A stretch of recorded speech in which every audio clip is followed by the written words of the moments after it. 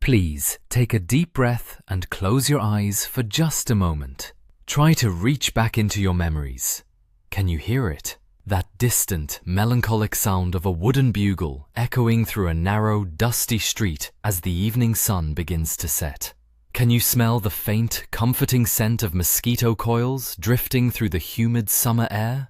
Welcome back to a time when life was simpler. Today, we are taking a long, heartwarming journey back to the Showa era. We are going to explore 20 completely normal habits and daily rituals from 1960s Japan. Back then, these were just the ordinary details of our everyday lives. But if you try to explain them to the younger generation today, they seem completely absurd, perhaps even unimaginable. Stay with me until the very end, because our final memory is a beautiful symbol of family love that I promise will bring a warm tear to your eye.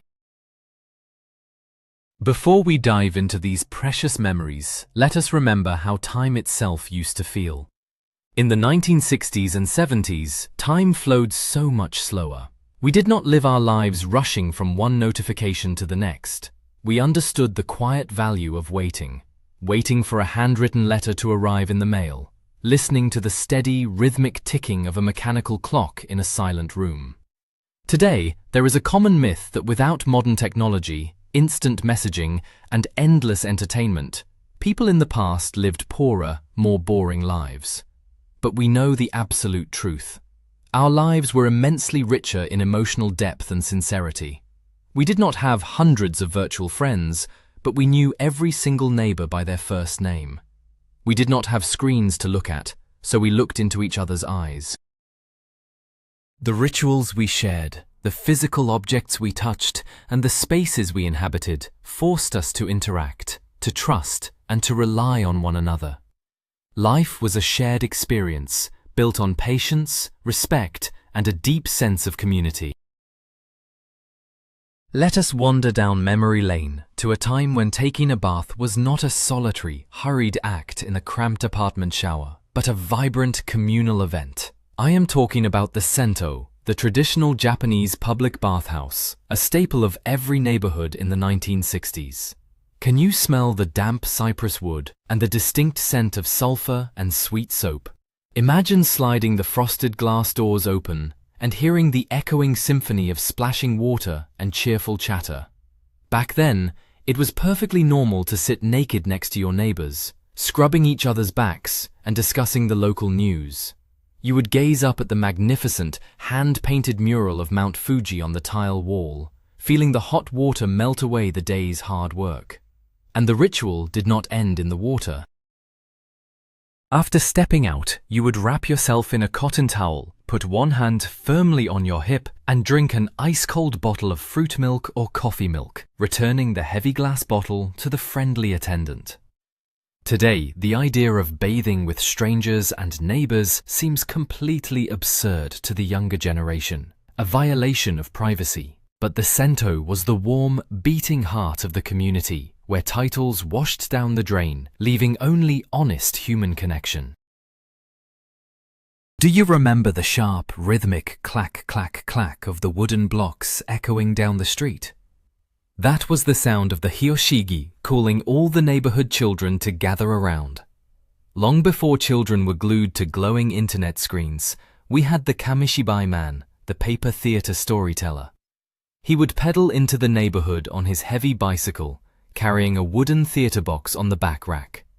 For just a few coins, you could buy a sticky, sweet piece of candy on a stick, which gave you the right to stand in the very front row.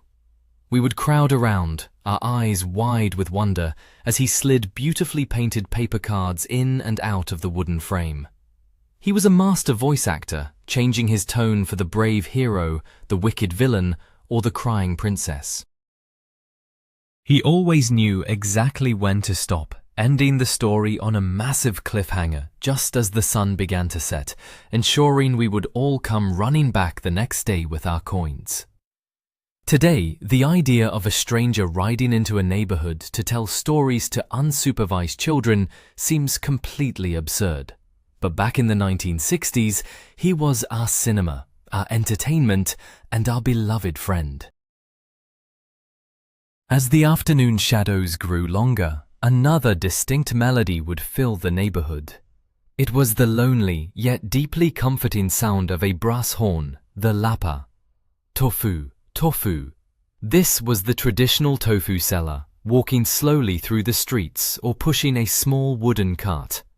You did not go to a brightly lit supermarket to buy tofu sealed in cold plastic. Instead, when you heard that horn, you would grab an empty ceramic bowl from the kitchen and run outside. The tofu seller would smile, reach into his wooden barrel of cold, fresh water, and carefully slice a pristine white block of tofu, placing it gently into your bowl. You had to walk back home very carefully, balancing the bowl so the water would not spill on your shoes. The tofu tasted incredibly fresh, carrying the subtle, earthy flavor of real soybeans. This daily exchange was more than just shopping. It was a brief moment of connection with a familiar face, an unwritten promise that tomorrow he would be there again. Today, running into the street with a wet bowl to buy food from a passing cart seems highly impractical. But we traded that beautiful personal convenience for cold, soulless supermarket aisles. Let us talk about how we communicated. In the hallway of almost every home sat a heavy, imposing object known as the kuro denwa, the black rotary dial telephone. It was completely normal for mothers and grandmothers to dress this heavy machine in a delicate, hand-crocheted lace doily, treating it like a respected member of the household. Making a phone call was a physical, deliberate act. You had to push your finger into the dial and turn it all the way for every single number, listening to the satisfying whirring sound as the dial spun back into place. And calling a friend meant immense bravery. You knew that their strict father or inquisitive mother might answer the phone. You had to politely introduce yourself, bow to the phone even though they could not see you, and formally ask to speak to your friend. The heavy plastic receiver felt substantial in your hand, grounding you in the conversation.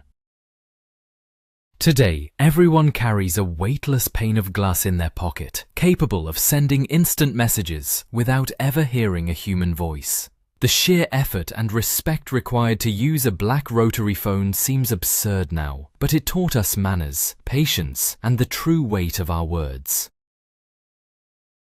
When the oppressive, humid heat of the Japanese summer finally settled in, evenings brought a very specific, unforgettable scent. It was the thick, herbal, almost spicy smoke of the katori senko, the green mosquito coil. But it was not just the smell, it was where the coil lived. Every household had a kayari buta, a ceramic holder shaped like a chubby little pig with a handle on top. We would light the tip of the dark green spiral until it glowed a fierce red, blowing out the flame and carefully placing it inside the ceramic pig. We would place it on the wooden porch, the engawa, as the sun went down. The whole family would sit there together, the gentle smoke drifting around our bare legs, listening to the deafening chorus of cicadas in the trees. We would eat slices of cold, sweet watermelon, competing to see who could spit the black seeds the furthest into the dark garden. Today people use silent, odorless electric plug-in repellents that you completely ignore. The idea of burning a smoky coil inside a ceramic pig seems messy and primitive to modern minds. But for us, that glowing red ember and that specific herbal scent were the absolute essence of a peaceful summer night. Summer mornings brought another ritual that defined our childhoods, one that forced us out of our warm futons long before we wanted to wake up. It was radio taiso, the morning radio calisthenics. As soon as the sun peeked over the horizon, sleepy children would gather in the dusty local park. Around our necks, hung on a piece of string, was a small attendance card. At exactly 6:30 in the morning, the tinny sound of lively piano music and an energetic voice would broadcast from a portable radio. Hundreds of small arms and legs would stretch, bend, and jump in perfect unison, brushing the sleep from our eyes. When the routine was over, the local neighborhood leader would stamp our cards with a bright red seal. If you collected enough stamps by the end of the summer vacation, you received a small prize. usually some pencils or a notebook. Can you imagine telling teenagers today that they must wake up at dawn during their summer holiday to do synchronized stretching in a park with their neighbors? It sounds like an absurd punishment. But those mornings taught us discipline, routine, and a deep sense of belonging to our neighborhood. Now, let us step inside the house and look at the center of family life. Before Western-style dining tables and high chairs took over our homes, we had the chabudai. This was a low, round wooden table with foldable legs, sitting directly on the woven tatami mats. The entire family would sit on the floor, shoulder to shoulder, on flat cushions to eat dinner. Because the table was relatively small, you were physically very close to your parents and siblings. You could see every expression, hear every breath, and share the food directly from the center. When the meal was finished, the legs of the chabudai were simply folded under, and the table was pushed against the wall or stored in a closet. Suddenly, the dining room transformed into a spacious living room or a bedroom where the futons would be laid out. It was a brilliant, minimalist way of living.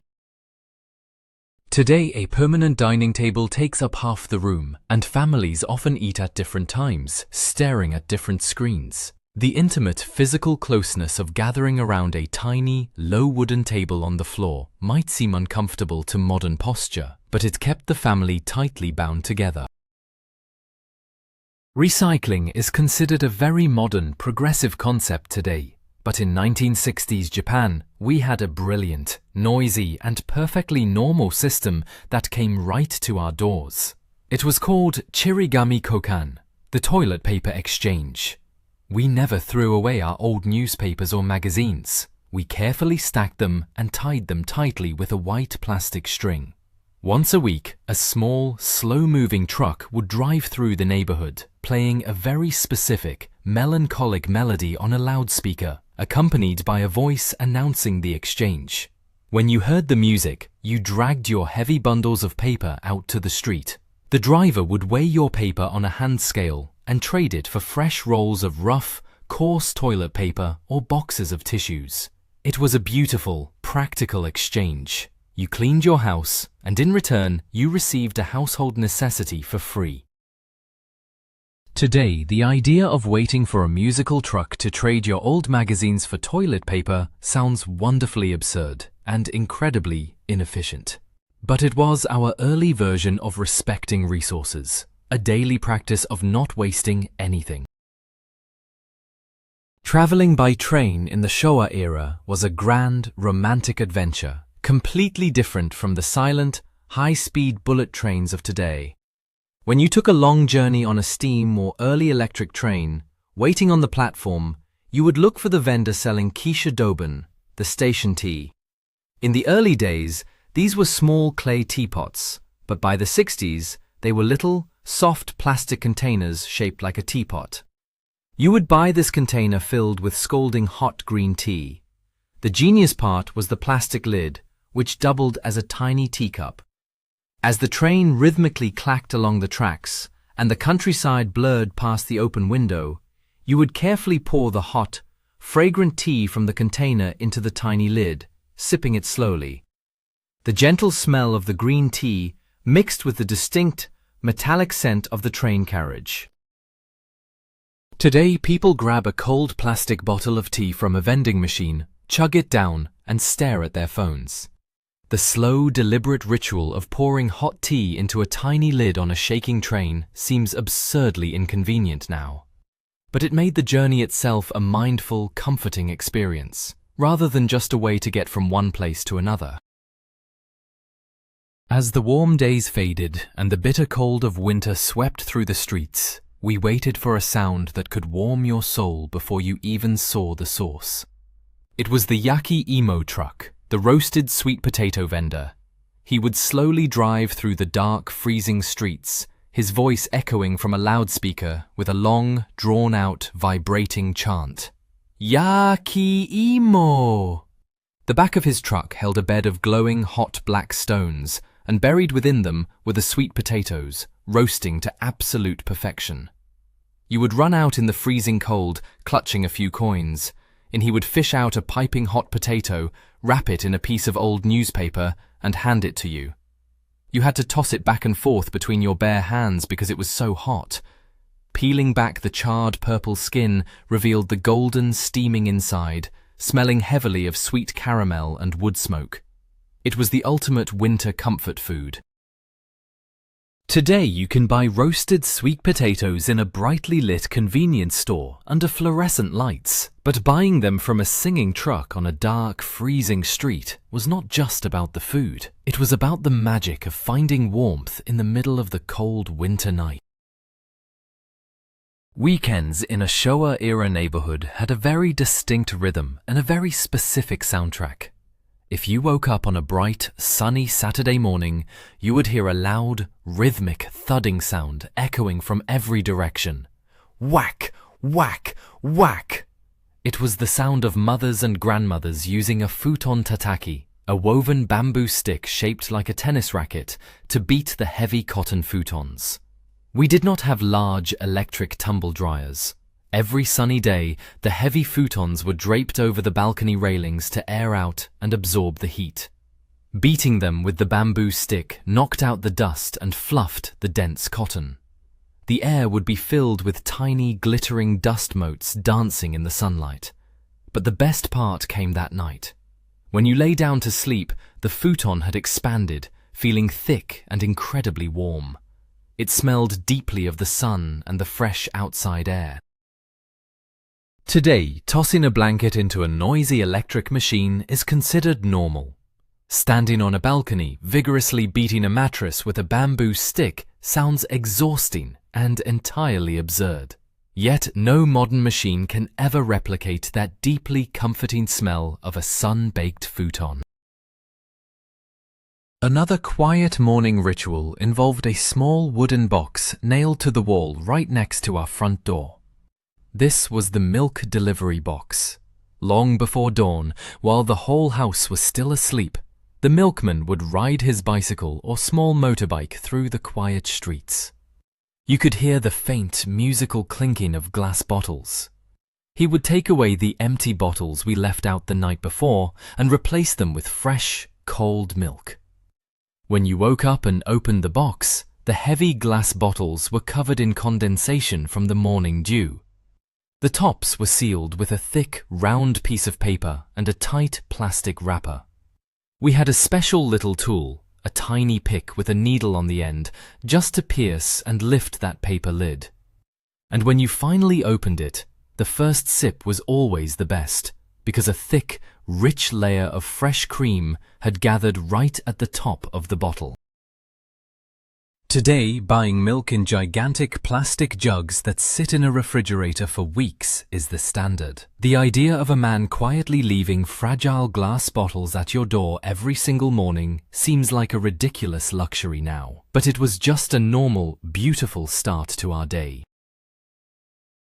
Living in a traditional Japanese house meant living surrounded by paper. The rooms were divided by shoji screens, delicate wooden lattices covered in crisp, translucent white paper that let the soft sunlight filter through. For a child, a pristine shoji screen presented an irresistible, almost magnetic temptation. The urge to push a small, wet finger through the taut paper to hear that satisfying popping sound was overwhelming. Of course, when mother or grandmother discovered the holes, we were scolded. But the punishment was actually a beautiful ritual in itself. We had to help repair the damage. Grandmother would cut out small, delicate shapes from extra shoji paper. Often, they were shaped like cherry blossoms or autumn leaves. We would use a sticky paste made from crushed cooked rice to glue these little patches over our finger holes.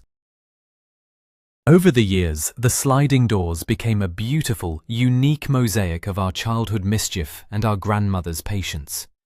Today, interior doors are made of solid, unyielding wood or heavy glass. The idea of living in a house with walls made of fragile paper that children can punch holes in seems architecturally absurd. But it taught us to move gently and appreciate the beauty of repair. When the summer heat became unbearable and the dusty streets seemed to bake under the relentless sun, we relied on a simple, beautiful practice to cool the world around us. It was called uchimizu, the splashing of water. In the late afternoon, as the sun began to dip, mothers and shopkeepers would step outside with a wooden bucket filled with leftover bath water or water used to wash rice. Using a wooden or bamboo ladle, they would gracefully splash the water across the baking hot asphalt or the dusty earth in front of their homes. Immediately, you could hear the hiss of the water hitting the hot ground, and a wave of cool air would rise up. It released a very specific, deeply nostalgic scent, the smell of wet earth and cooled summer dust. It physically lowered the temperature and kept the dust from flying into the houses. Today, everyone simply locks their doors, closes their windows, and turns on noisy, energy-consuming air conditioners. Going outside with a bucket to splash water on the street to cool down the neighborhood seems like a laughably absurd, primitive effort. But uchimizu was a quiet act of caring, a gift of cool air given to anyone who walked past your home.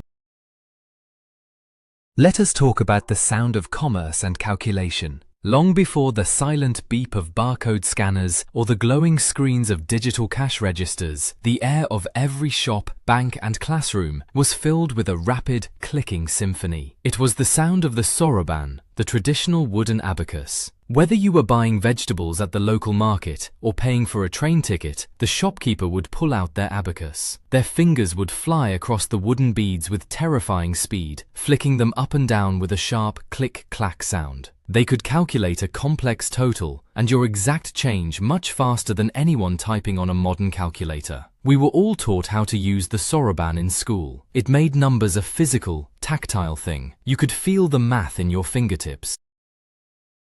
Today we rely on digital machines to do all our thinking, and the concept of sliding wooden beads on rods to run a business seems incredibly absurd and antique. Yet, that wooden instrument connected our minds directly to the value of money, teaching us a mental sharpness that modern conveniences have slowly dulled.